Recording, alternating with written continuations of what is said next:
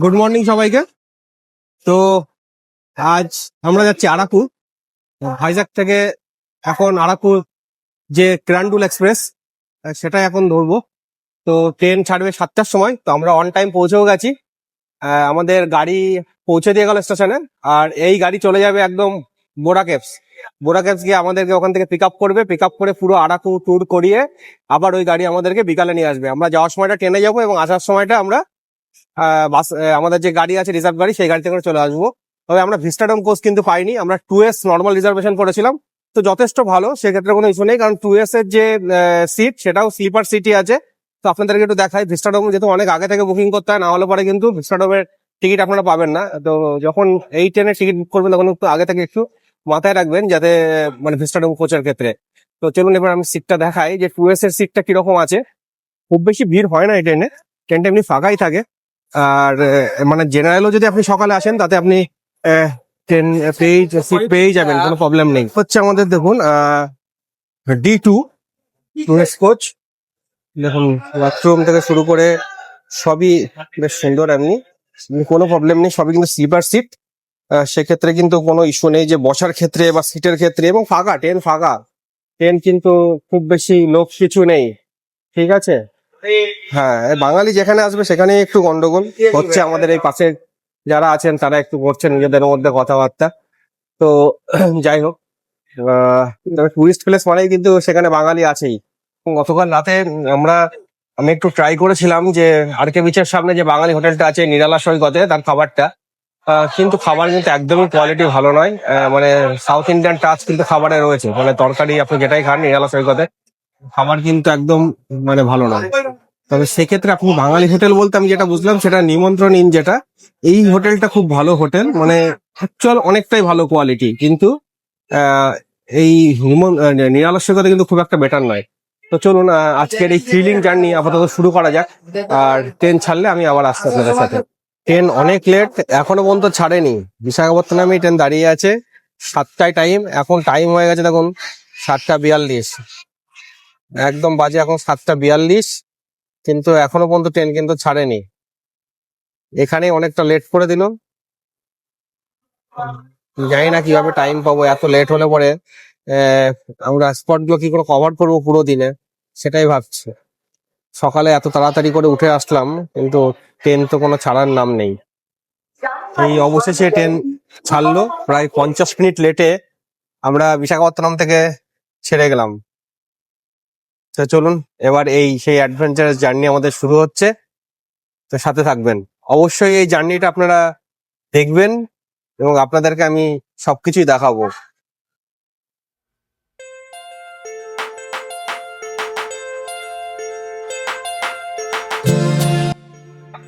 আস্তে আস্তে ট্রেনের কিন্তু বাইরের পরিবেশটা চেঞ্জ হচ্ছে, বেশ মনে হচ্ছে এটা মানে গ্রামের মধ্যে ঢুকে গেছে পুরোপুরি। আস্তে আস্তে উপরের দিকে উঠবে, এবার এখনো নিচেই আছে, এরপর আস্তে আস্তে পাহাড়ের উপরের দিকে উঠবে ট্রেন। তো বেশ মানে আলাদা একটা ফিলিং আসছে কিন্তু এখন এই মুহূর্তে।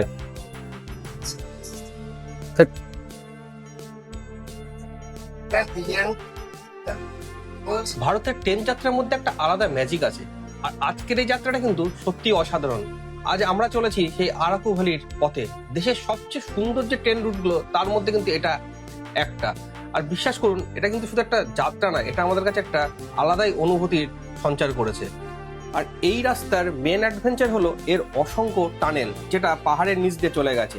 এই বলতে বলতে দেখুন আমরা সামনে আস্তে টানেলের দিকে এগিয়ে যাচ্ছি। তো চলুন এবার আমরা এনজয় করি এই জার্নি।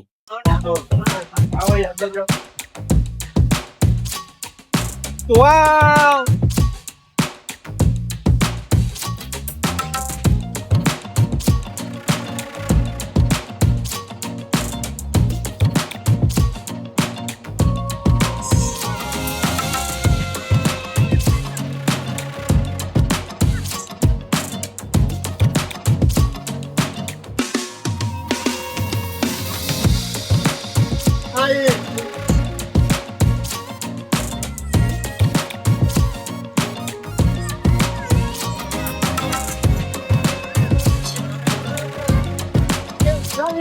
Channel number 3.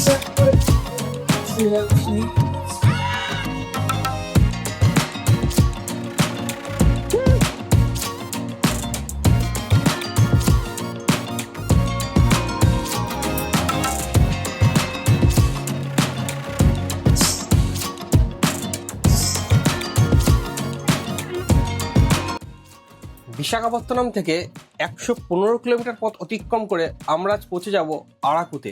তো আমরা ফার্স্টে যাব বোরাগোহালু, বোরাগোহালু দেখে আমরা চলে যাব আরাকু দেখতে। তো এই রুটে সবচেয়ে ইন্টারেস্টিং ফ্যাক্ট যেটা হলো সেটা হলো এখানে 50টার বেশি টানেল আছে আর রয়েছে অনেকগুলো ব্রিজ। বিশেষ করে পূর্বঘাট পর্বতমালার মধ্যে দিয়ে যাওয়ার সময় এই টানেলগুলো একটার পর একটা আসে। আর চারপাশে দেখতে পাবেন এই সবুজ উপত্যকা আর আদিবাসী গ্রামে ভরা এই অপূর্ব সুন্দর দৃশ্যপট। আর এই ব্রিজের উপর দিয়ে যখন যাবে তখন মনে হবে আপনি কোথায় না উঠে আছেন। তবে আপনারা চেষ্টা করবেন ভিস্টাডম কোচ বুকিং করার জন্য। ভিস্টাডম কোচ হলে আপনি জানলাগুলো আরও বড় পাবেন এবং ভিউটা আরও সুন্দরভাবে আসবে, এবং আপনি যে সিটগুলো আছে সেগুলোকে আপনি মুভ করতে পারবেন, রোটেট করতে পারবেন চারদিকে। এই দেখুন টানেলের মধ্যে দিয়ে আমাদের ট্রেন আবার ঢুকছে। এইভাবে প্রচুর টানেলের মধ্যে দিয়ে আমরা কিন্তু সেই আরাকুর পথে এগিয়ে চলেছি। আর এই টানেলে ঢোকার সময় যে এক্সাইটমেন্ট রয়েছে বাচ্চাদের মধ্যে সেটা কিন্তু দেখার মতো। আর এই রাস্তায় আপনাকে কিন্তু জানলার পাশের সিটটা অবশ্যই নিতে হবে, না হলে কিন্তু আপনি অনেক কিছু মিস করে যাবেন। কারণ জানলা থেকেই এর আসল মজা কিন্তু উপভোগ করা যায়। এই জার্নিটা 4 থেকে 5 ঘন্টা মতন সময় লাগে, কিন্তু এই জার্নির যে অভিজ্ঞতা সেটা কিন্তু আপনার সারা জীবন আপনার মনে থেকে যাবে। এই যাত্রাপথেই রয়েছে শিমলিগুড়া স্টেশন, যেটা ছিল একসময় ভারতের সব থেকে উঁচুতে অবস্থিত ব্রডগেজ রেলওয়ে স্টেশন, যেটা সমুদ্রপৃষ্ঠ থেকে প্রায় 996 মিটার উঁচুতে। আমরা যে এই পথে যাচ্ছি একে বলা হয় কোট্টা ভালাসা কিরান্দুর লাইন বা সংক্ষেপে কেকে লাইন। এটি ভারতের অন্যতম খাড়া ব্রডগেজ লাইন। জানেন কি, মূলত ছত্তিশগড়ের বাইলাডিলা খনি থেকে লোহা পরিবহনের জন্য এই পথ তৈরি হয়েছিল, যা এখন পর্যটকদের কাছে স্বর্গের মতো সুন্দর। জানালার বাইরে দিয়ে তাকালেই দেখবেন মাইলের পর মাইল সেই বিস্তৃত ঘন সবুজ উপত্যকা বা গ্রিন ভ্যালি। এখানে পাহাড়ের গায়ে স্টেপ কাল্টিভেশন এবং কফি বাগানের এক অদ্ভুত মেলবন্ধন কিন্তু দেখা যায়। আমরা এখন চলে এসেছি বোরাগোহালুতে। ট্রেন ওদিকে দেরি করলো, এদিকে মোটামুটি টাইম মতো পৌঁছে দিয়েছে। 11টা 10-এ ট্রেন ঢুকে গেল বোরাগোহালু। তো বোরাগোহালুতে গাড়ি আমাদের ওয়েট করছে। চলুন আস্তে আস্তে গাড়ির দিকে আমরা যাই, আর গাড়িতে করে সাইট সিনটা করবো, আর সাইট সিন করে বিকালে গাড়িতেই ব্যাক করবো। চলুন আপাতত এখন আমরা বোরা কেভসটা আগে দেখে নিই। তো স্টেশন থেকে এখন নিচের দিকে নামছি, আর এইটা ছিল স্টেশন। এখানে আপনি অটো পেয়ে যাবেন, এখান থেকেও নিতে পারেন। আমাদের গাড়ি নিচে ওয়েট করছে, কারণ উপরে এক্সট্রা করে পার্কিং চার্জ লাগে। তো পার্কিং চার্জের জন্য গাড়ি নিচে ওয়েট করছে। তো আমি এখন আপাতত গাড়ির কাছেই যাচ্ছি। গাড়ি এখানেই আছে, আপনি এখান থেকেও অটো পাবেন। তবে এই অটো বা ট্যাক্সি যেটাই আপনি করবেন খুব ভালো মতো দরদাম করে নেবেন এখানে। হ্যাঁ, মানে আর বলে নেবেন যে কোথায় কোথায় যাবেন সেটাও বলে নেবেন। হ্যাঁ,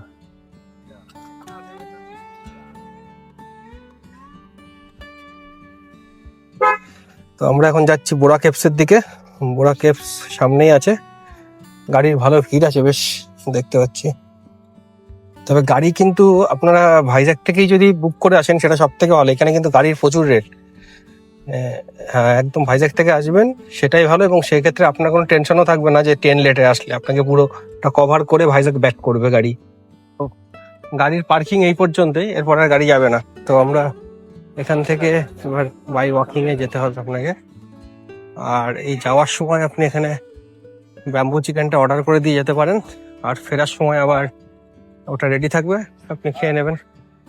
এই হচ্ছে বোরা কেভসের রেট। 80 রুপিস হচ্ছে অ্যাডাল্ট, আর চাইল্ডের জন্য 60, ডিজিটাল ক্যামেরার জন্য 100, ভিডিও ক্যামেরাও 100। আর এই হচ্ছে এন্ট্রান্স রয়েছে এদিকে, আর এটা হচ্ছে ticket counter, booking counter. Toilet এই সাইড থাকবে আছে। এই বাঙালি রেস্ট।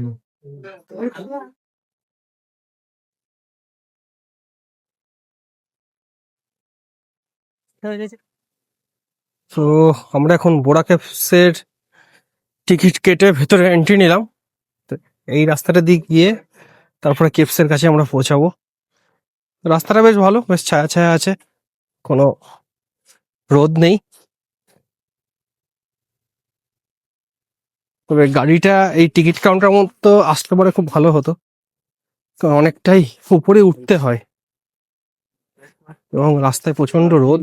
অ্যাকচুয়ালি এখন তো সেভাবে সিজন নয়, सीजन नवंबर और दिसंबर ये सीजन है, उस टाइम में ठीक होता है।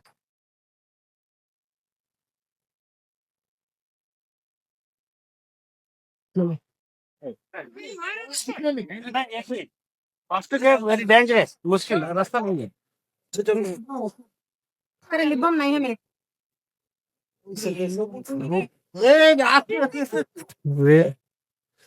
এখানে কিন্তু যেটা থেকে সাবধান থাকবেন সেটা হচ্ছে মানকি থেকে। দেখুন পরিষ্কার লেখা আছে কিন্তু বিয়ার ফ্রম মানকিস।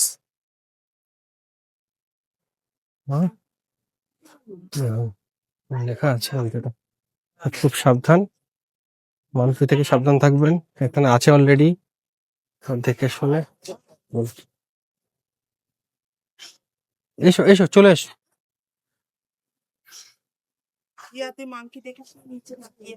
অনেক নিচু নিচু।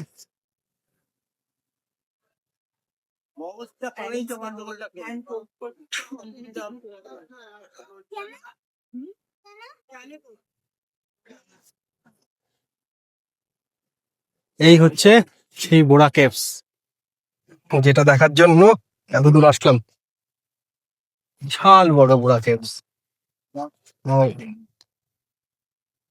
খুবই সুন্দর জায়গাটা।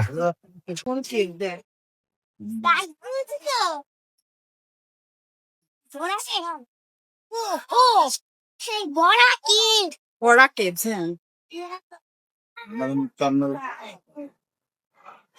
হ্যাঁ তো ভালো লাগবে।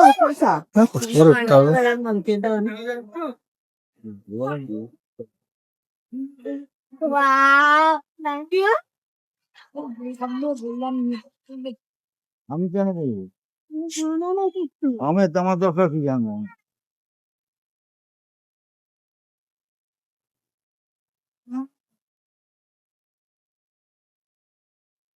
আরাকু ভ্যালি ভ্রমণের অবিচ্ছেদ্য অংশ হলো এই বোরা গুহা বা বোরা কেভস। বিশাখাপত্তনম থেকে আরাকু যাওয়ার পথে অনন্তগিরি পার্বত্য অঞ্চলে অবস্থিত এই গুহাটি ভারতের গভীরতম এবং বৃহত্তম গুহাগুলির মধ্যে একটি।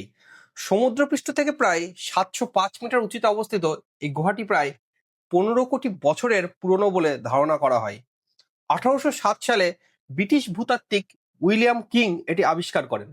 চুনাপাথরের স্তরের উপর দিয়ে প্রবাহিত গোস্তানি নদীর স্রোতের কারণে এই গুহাটি সৃষ্টি হয়েছে। স্থানীয় আদিবাসীদের কাছে এই গুহা অত্যন্ত পবিত্র, কারণ তারা বিশ্বাস করেন যে গুহার ভেতরে একটি শিবলিঙ্গ রয়েছে যা প্রাকৃতিক উপায়ে তৈরি। বোরা গুহার প্রধান আকর্ষণ হলো এর অদ্ভুত আকৃতির ক্যালসিয়াম কার্বনেট বা চুনাপাথরের গঠন। গুহার ছাদ থেকে ঝুলন্ত পাথরকে বলা হয় স্ট্যালাকলাইট এবং নিচ থেকে জমে থাকা স্তম্ভকে বলা হয় স্ট্যালাগমাইট। লক্ষ লক্ষ বছর ধরে চুইয়ে পড়া জলের খনিজ জমে এই গঠনগুলোই তৈরি হয়েছে। পর্যটকরা এখানে মহাদেব, পার্বতী, ঋষি, গরু এবং এমনকি মানুষের মস্তিষ্কের আকৃতির প্রাকৃতিক পাথুরে ভাস্কর্য দেখতে পান।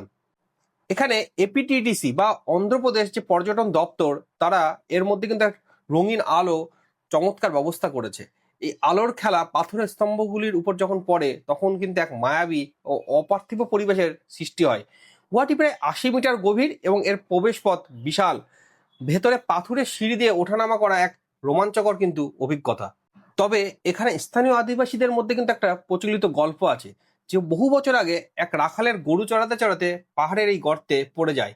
গরুর সন্ধানে গিয়ে রাখালরা এই গুহাটি দেখতে পান এবং ভেতরে একটি পাথরের গঠন খুঁজে পান যা দেখতে হুবহু শিবলিঙ্গের মতো।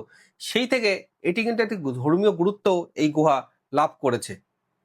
আমরা মাটির উপরে কিন্তু কত বড় বড় যে স্ট্রাকচার সেটা কিন্তু দেখতে পাই, কিন্তু মাটির কয়েকশো ফুট নিচে প্রকৃতি যে এমন এক রাজপ্রাসাদ বানিয়ে রেখেছে তা কিন্তু বোরা গুহায় না এলে বিশ্বাস করা সত্যিই কঠিন।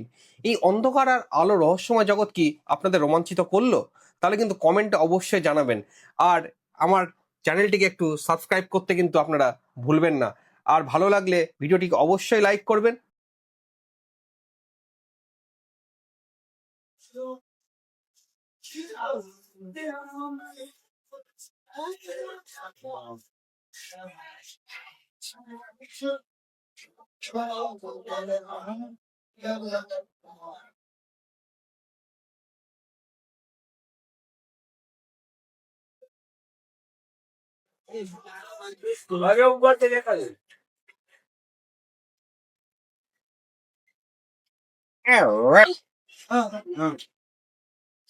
यार अच्छा सबसे बड़ा गुफा कहाँ है? किनको बुलाएंगे?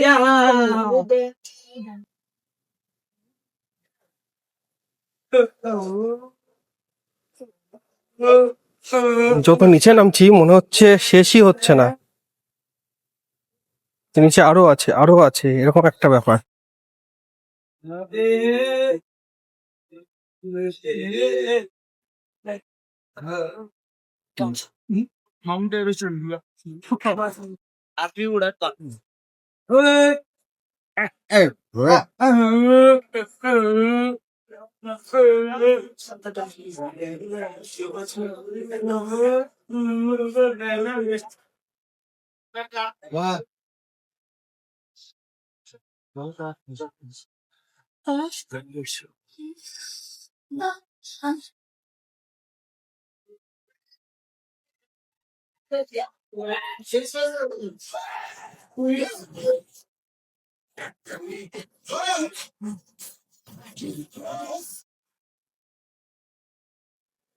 मुझे मोबाइल देती हो ना।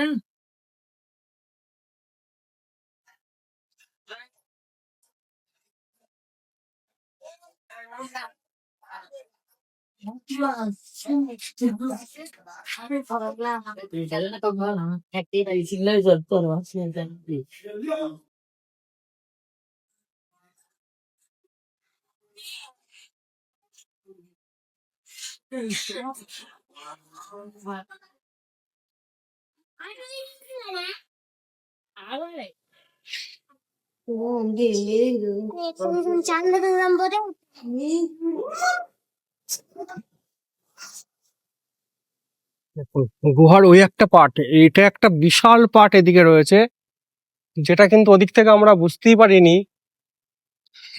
যে এর মধ্যে আরো একটা বড় পার্ট রয়েছে। সেটা বিশাল বড়, বিশাল বড়, দেখলে অবাক হয়ে যাবে।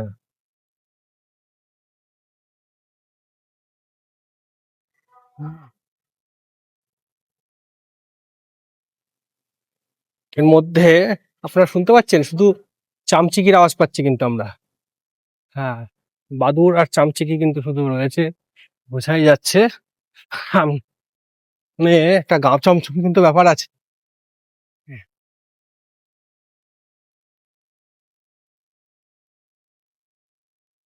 অপূর্ব অপূর্ব, এই সৌন্দর্য আপনাকে বলে বোঝানো যাবে না যে এটা দেখতে কি সুন্দর ভেতরটায়।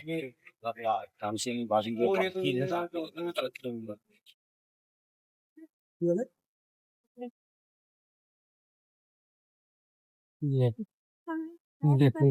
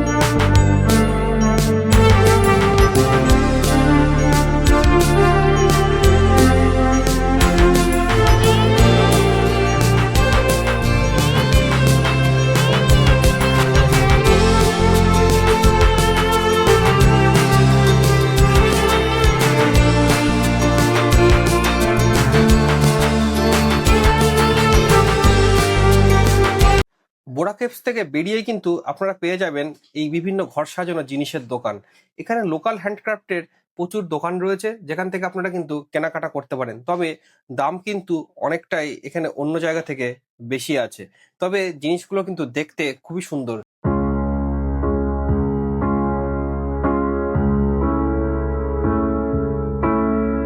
আচ্ছা, এইদিকে আপনারা খাওয়ার সব দোকান পেয়ে যাবেন।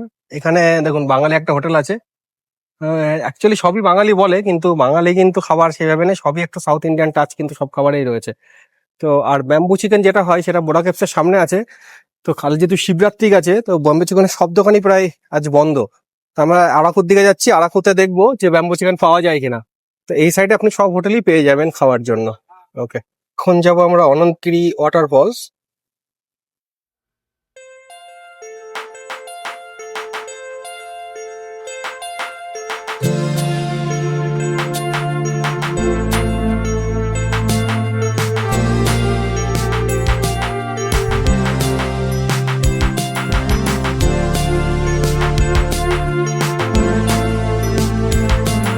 চলে এসছি অনন্তগিরি ওয়াটারফলস। 아니 왜 마라톤 잘한 건데? অনন্তগিরি, চলুন যাওয়া যাক। অনন্তগিরি ওয়াটারফলস এর দিকে যাচ্ছি এখন। গাড়ি পার্কিং এ রাখা হয়েছে। তো মেয়ে তো আসেনি, যেহেতু এতটা হাঁটতে হবে, আমি যাচ্ছি। দেখি কেমন লাগে। খুব বেশি দূর নয়, এখানেই ভিউ পয়েন্ট রয়েছে। এই আছে।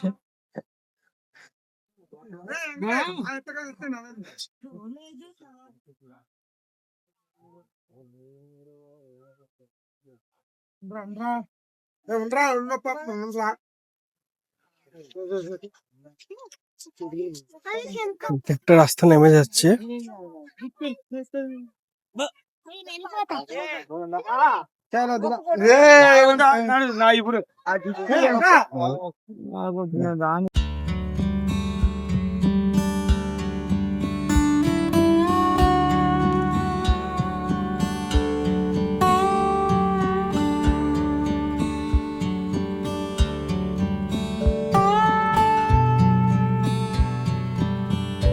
আরাকুর যে কফি প্ল্যান্টেশন রয়েছে সেখানে, তো চলুন দেখাই আপনাদের কফি গাছ কিরকম হয় আর এর প্ল্যান্টেশনই বা কিভাবে হয়েছে।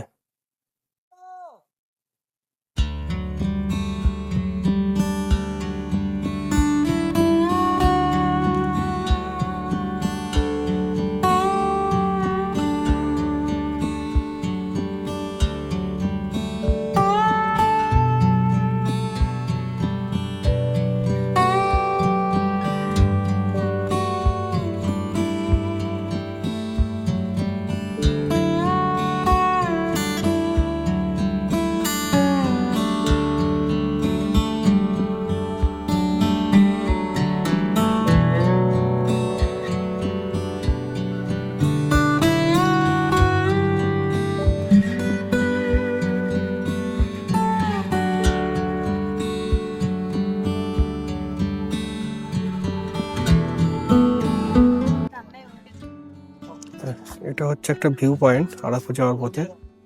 দেখুন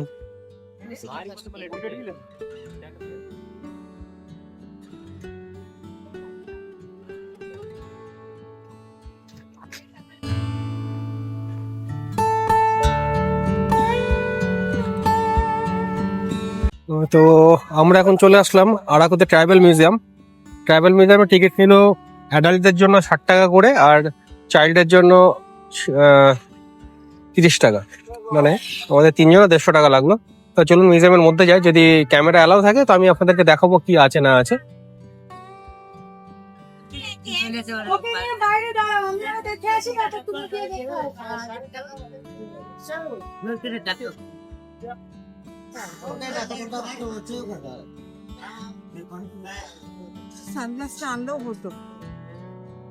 এটা আছে হচ্ছে জিপ লাইন আর স্কাই সাইকেল, দুটো এখানে রয়েছে, কিন্তু এখন চালু আছে কিনা জানি না। স্কাই সাইকেল এখানে 200 টাকা করে আর জিপ লাইনও কিন্তু 200 টাকা করে। ওয়াল ক্লাইম্বিং আছে 200, অ্যারো শুটিং 75, প্যাডেল বোটিং হচ্ছে 75 টাকা।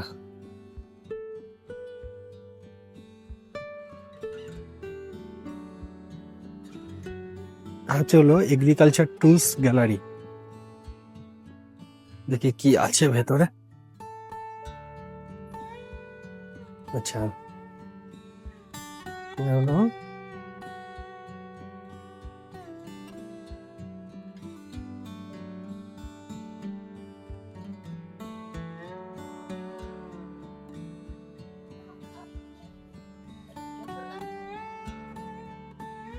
চারপাশে যেসব জিনিসগুলো হয় না তাতে চাষবাস এগ্রিকালচার কোর্সেস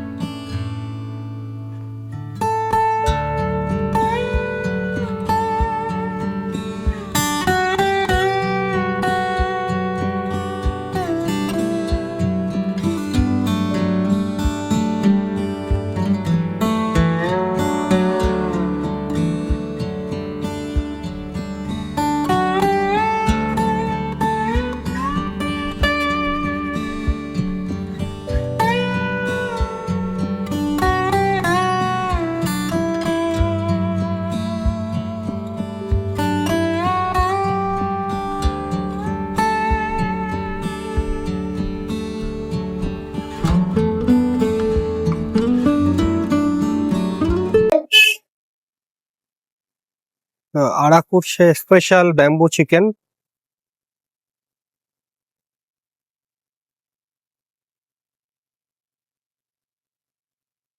এখানে পরপর অনেকগুলো ব্যাম্বু চিকেনের শপ আছে। এখানে দেখতে আছে এটা হচ্ছে চকলেট ফ্যাক্টরি, আর এইদিকে রয়েছে হচ্ছে বোটানিক্যাল গার্ডেন। ওই পাশাপাশি দুটো, তো আমরা বোটানিক্যাল গার্ডেনে যাইনি, আর আমরা চকলেট ফ্যাক্টরিটাতেই যাবো শুধু। তো চলুন ভেতরে যাওয়া যাক, দেখি কি আছে।